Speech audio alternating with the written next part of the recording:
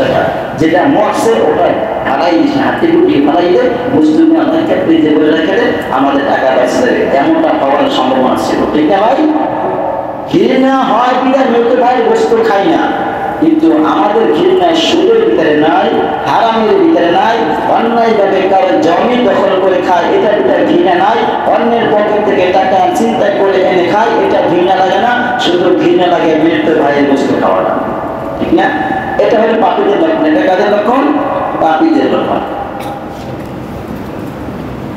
সূরাতুল বাকারা 85 নম্বর আয়াতে সুম্মা আনতুম হাউলাই তাকতুলুনা আনফুসাকুম ওয়া তুখরিজুনা ফারিকাম মিনকুম মিন দিয়ারিহিম তাযাহারুনা আলাইহিম বিল ইসমি ওয়াল উদওয়ান ওয়া ইয়াতুকুম উসারা তুফাদুহুম।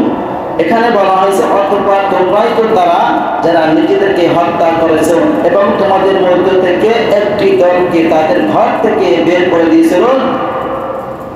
এইগুলো কি? নিজেদেরকে হত্যা করা মানে কি? আত্মহত্যা করা বোঝানো হয়েছে। আত্মহত্যা কি রকমের? আমরা যখন বেশি কোনো শোক পাই, যখন কোনো কষ্ট পাই, দুঃখ পাই, তখন নিজেদেরকে কন্ট্রোল রাখতে পারি না, তখন আমরা বিভিন্ন রকমের আত্মহত্যার পথ অবলম্বন করি। কেউ গাড়ির নিচে পড়ে, কেউ গলায় রশি দিয়ে, কেউ বিষ খেয়ে বিভিন্ন রকমের কি নিজেরা আত্মহত্যা করে। আত্মহত্যার আরেকটা কারণ হলো এই রকমের, আপনি ভালো কিছু খাচ্ছেন, অন্য কোনো কিছু খাচ্ছেন না, আপনার ক্যান্সার হতে পারে। ভাই হতে পারে না? ক্যান্সার ভালো কিছু করে হতে পারে না? হতে পারে।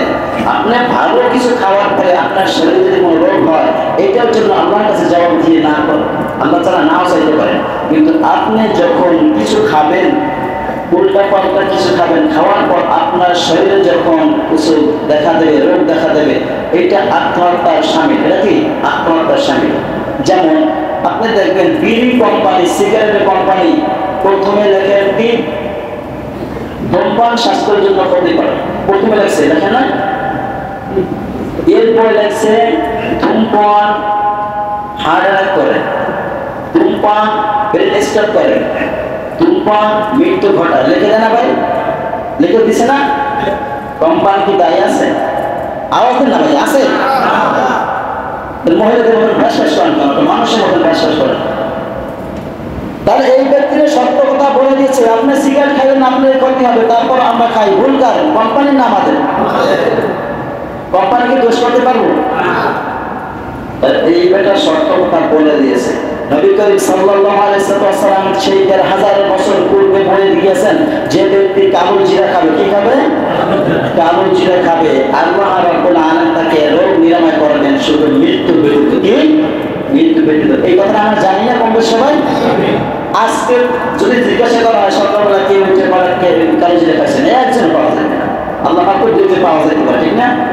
আর যদি জিজ্ঞাসা করেন যারা এটা খায়, জিজ্ঞাসা কয়টা খাইছে, দেখেন সকাল থেকে এখন 5টা খাওয়া হয়ে গেছে, হয়েছে না ভাই? তাহলে এরা কি মৃত্যু নিজের কামনা করতেছে না? ক্যান্সার হয় না সিগারেট খাইলে?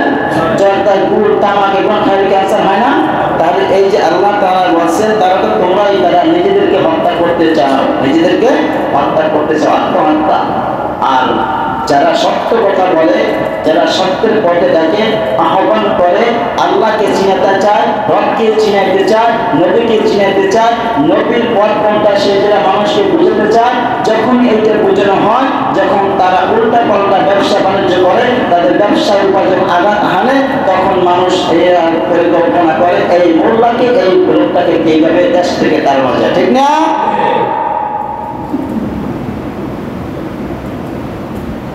আমাদেরকে কখনো কোনো ইমামকে বলা হয় না তুমি যদি এই বিষয়টা নিয়ে কথা বলো, এই মানুষ যে অপরাধ করে এই বিষয় নিয়ে তোমার কথা বলো, তোমাদেরকে এই তোমার 500 টাকা 5000 টাকা তোমাদেরকে পুরস্কার দেওয়া হবে, তোমরা এই কথাটা বলো। এখন পর্যন্ত কেউ অপরাধ দিয়েছে ভাই? তাহলে আমরা নিজেরা খাইয়া নিজেদের কইলে আপনাদের পিছনে লাগার কি উদ্দেশ্য বলেন?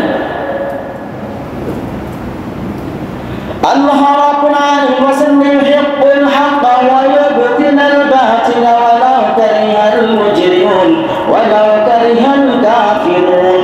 আল্লাহ রাব্বুল আলামিন ওয়াসান নবী হে সত্যকে সত্য বলবেন, মিথ্যাকে মিথ্যা বলবেন, অপরের দিনে যাই কিছু মনে করুন না কেন, কাফেররা যাই কিছু মনে করেন না কেন। তাহলে নবীকে যখন বলছেন সত্যকে সত্য বলবেন, মিথ্যাকে মিথ্যা বলবেন। আমরা এই কথাটা বলার চেষ্টা করবো ইনশাআল্লাহ।